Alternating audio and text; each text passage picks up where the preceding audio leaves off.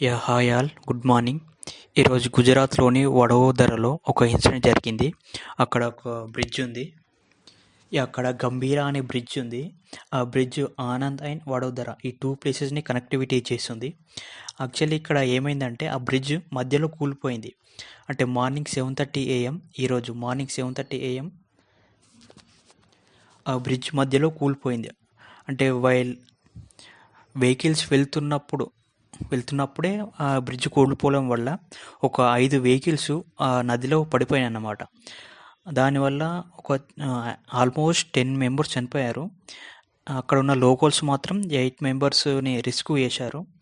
ఇక్కడ లోకల్స్ ఏమంటున్నారంటే ఇది అబ్సల్యూట్లీ అడ్మినిస్ట్రేటివ్ నెగ్లిజెన్స్ వల్లనే అయింది అని అంటున్నారు. ఎందుకంటే ఆ బ్రిడ్జ్ చాలా రోజుల నుంచి రిపేర్లో ఉందట.